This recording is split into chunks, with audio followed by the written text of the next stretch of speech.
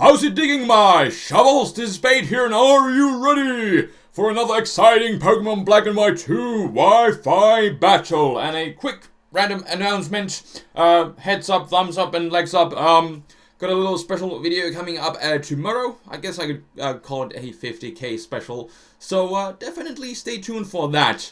But today we have a rarely used tier match here against Dark Lugia 96. And I got this new fun team with Hariyama and friends. And since this is the first time when I'm posting a match with this team, I kind of feel like going a bit more in depth with the team preview and the team itself. But if you don't care about the team preview, you are still free to skip ahead, even though it's kind of a significant part of the battle. But anyways, yeah, main problems I would kind of like to go through first with this team. It's, as you can see, it's generally slow, because the fastest thing is Kabutops, and it's not really a speed creep. I do have kind of some priority moves to kind of make up for it, but they're not always enough, because priority is weak. And then this team kind of has problems, at least this variation of the team has problems with some certain psychic types, like Sigilyph always setting up your face with cosmic powers, and then there's also Subcalma and Yuxi, which is a pain in the Arceus, and then also Gallade, especially the Sub bulk up variation, because you can't status it, because it's going to be sopping down, and then it's going to be bulking up and restoring itself with the Drain Punches and stuff. So yeah, it's kind of a pain in the Arceus. But now to the pokes themselves. Got Hariyama, the MVP of the team, dealing massive amounts of damage with Guts boosted close combats. It also has the nice double priority with Fake Out and Bullet Punch, and it can also be used as a status absorber because it has the Toxic Orb.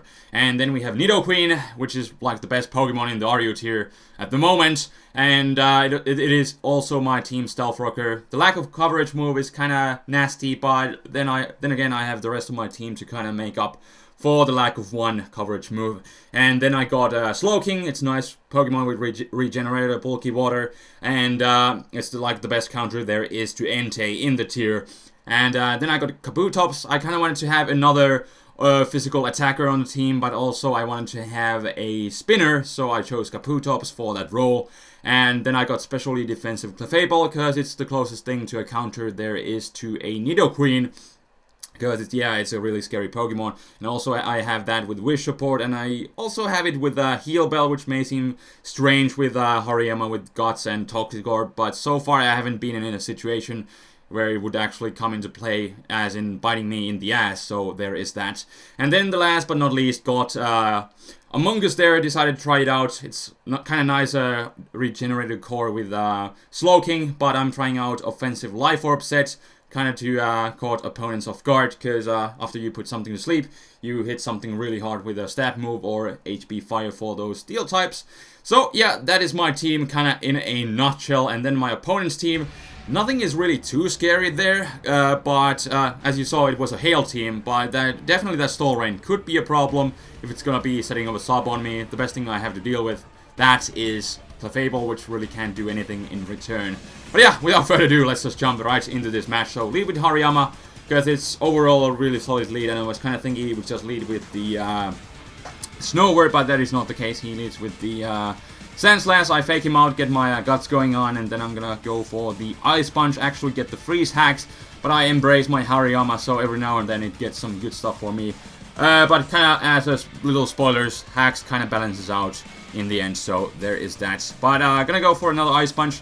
In hindsight, probably should have gone for the close combat, because it is still more powerful after stab than a super effective Ice Punch. But what I was kind of fearing was that he might want to go into his whatchamacallit, the Dusknoir, so there's that, and he does decide to go into that now after I take out the Sandslash with a Bullet Punch. So yeah, really can't stay in here. Toxic is racking up too much, and Ice Punch doesn't really do too much. So I'm gonna go into my Among Us, because I should be able to take a couple hits from this thing and then just put something to sleep and then just go from there. And he's gonna go into his Snower, makes a good play, and uses this thing as a sleep fodder, because yeah, that's what Snower usually does. It's some sort of fodder in most of the cases, and now it has done its job, which is to set up Hail for the nuisance that is known as Stall Rain. But anyway, it's gonna go for the Sludge Bomb. He doesn't have any Steel types, so might get the Poison Axle or something, although it doesn't happen here as he goes back into his Dusk Noir, and the Life Orb and the Halo are kind of wearing me down, and I can't really take him out with any hits, so I need to switch out, and I'm gonna go into my Slowking, and he does go for the Will-O-Wisp, predicting, I guess, some sort of switch.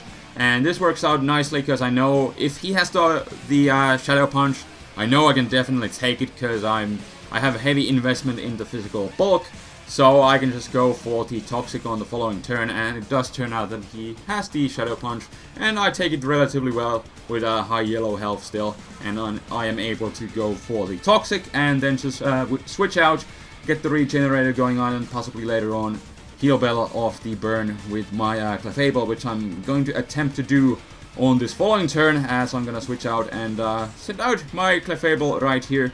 I believe he's gonna go for the Seismic Toss or the Shadow Punch. Oh, he goes for the Will-O-Wisp, predicting another switch, because obviously I do want to switch out with the Regenerator. But I just go into my Clefable, which can, you know, take a Will-O-Wisp as well, because I have Magic Guard, but he misses. Obviously, it doesn't matter because Magic Guard, but this does give me a chance to go for the Heal Bell. He doesn't want to stay in with the Toxic racking up and not being able to do much of anything to me. So in comes the Absol, and I was kind of fearing the superpower, so I decided to go into my Nidoqueen, but he just plays it safe, goes for the Night Slash, and this is where the hacks kind of balances out, because he just gets a crit, and my Nidoqueen doesn't do anything in this match, which is kind of horrible, but yeah, that's the way of the hacks. And we move on.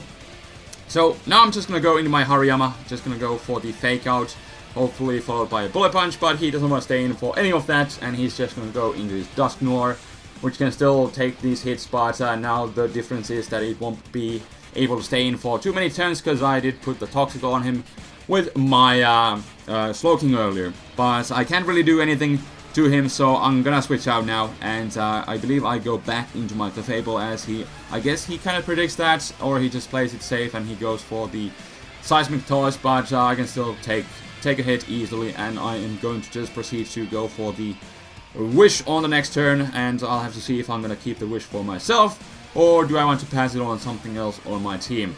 And yeah, gonna go for that Wish, as I believe he goes for the Pain Split, so he's gonna be getting a tad bit of health back, but still the Toxic is working against him.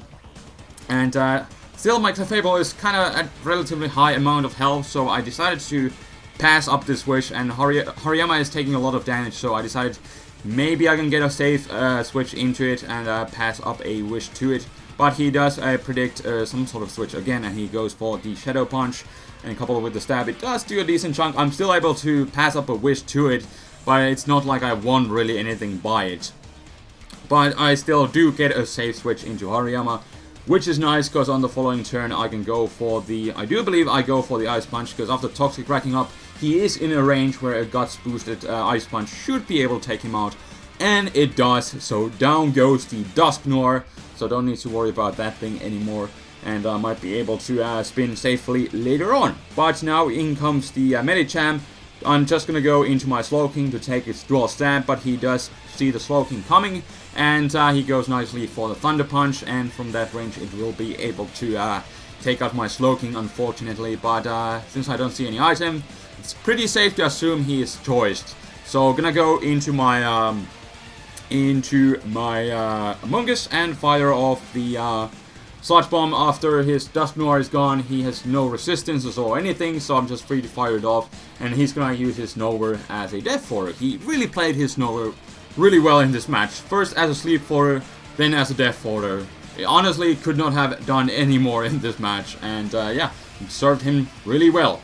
But anyways, at this point, in comes the Medicham. Again, I really don't have any safe switches into this thing, especially since my Slowking is now gone, so I'm just gonna go into my Clefable kind of as a Death Fodder. I decided to go for the Protect. I really lose nothing by going for it, because I need to just kind of sack something in this situation, because I have nothing to really take 2 hits. And I actually managed to get off the double Protect, which is like, wow, I actually got it off. So I'm gonna be able to get off a bit more hail chip damage on this Medicham, which does kind of come into play later in this match. But here I decided to go for the Wish. Didn't want to try out the triple Protect. I was thinking maybe I have enough HP anyways.